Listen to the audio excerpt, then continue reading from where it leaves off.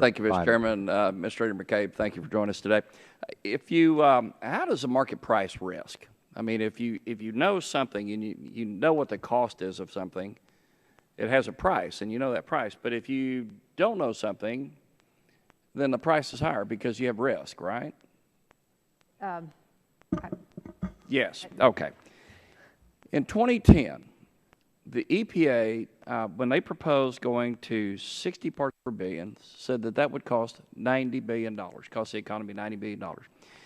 In 2014, you reduced it to $40 billion. What happened over that 4-year period to make the cost go down?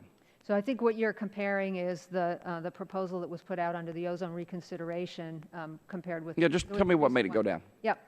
So in that first one, we were looking at a change of the standard from the previous standard of 85 parts per billion to that level of in the range of 60 to... So you weren't, this is not a 75 to 60. That's right. Okay, all right. That was a reconsideration of the prior standard. Okay, thank you.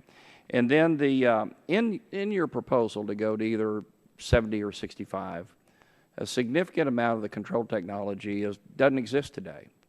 And that's where the risk question comes in. So do you know what it costs to offset a ton of ozone in the Galveston, Houston area today? It's about $170,000 a ton. So where did the EPA price its unknown risk technology on a per ton of avoided ozone? So we looked across the... Just give me a number. The number? Yeah, just give me a number. I believe it was... About $15,000. That's what I was going to say. Yeah, $15,000. So if we know in Texas what the cost to offset a ton of ozone is, and it's $170,000, where did we come up with $15,000 for imaginary technology that doesn't exist? Where in the world did that come from? By looking at the history of the costs of pollution control technology over the years, and this is actually a conservative estimate based on the actual cost to control pollution that we've seen. Is that a publicly available document to look at? All of our assumptions are publicly available. Well, let me say that it doesn't pass the smell test when we know today what the cost is for an offset. And you have imaginary technology that does not exist, and we just price it at a fire sale to give it a Walmart price. That's crazy. Let's talk about background ozone for a minute. Here's a map, a background ozone map. Texas has about 70 parts per billion on average, 72 parts per billion of background ozone. So if you take the level to 65, what's Texas supposed to do? Get a big vacuum and send it down to the ozone hole in Antarctica, or what? Well, I'm not familiar with that map, but that number doesn't sound right to me. Well, that's right. Okay. Let's use something a little bit more discrete. How about Rocky Mountain National Park? It has a background of 77. Mm-hmm.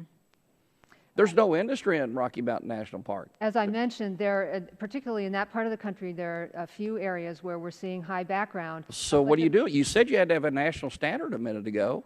So how are you going to clean up Rocky Mountain National Park and take it 65? Well, it is not responsible for cleaning up air pollution that it doesn't create, and the Clean Air Act provides mechanisms to make sure that... So what's the mechanism? How do you clean up Rocky Mountain National Park? To the extent that pollution is coming from places that we can control...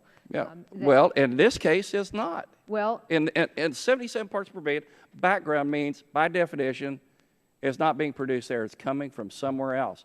Right. So naturally occurring causes or China. If it's coming from a motor vehicle around the country where that air pollution is coming into that area, our rules will help reduce that. Let's talk about RFS for a minute. Under your 2010 regulatory impact analysis of the renewable fuel standard, the EPA concluded that the program would contribute to ozone as a consequence of increased ethanol use. Disregarding that altogether, EPA recently proposed that its latest targets for RFS through 2016 will lead to higher levels of ethanol. And according to the studies of the Journal of Geophysical Research that measured emissions of ozone-forming VOCs from ethanol refineries, it's 5 times higher than the EPA's original estimate. So the EPA, on one hand, is saying, okay, you've got to reduce to 65 to 70 parts per billion. On the other hand, you're trying to cram more ethanol in the system, which has a 5 times worse ozone impact on the economy than does the production of regular gasoline. I'll submit the rest of my questions in writing. Thank you. I yield back.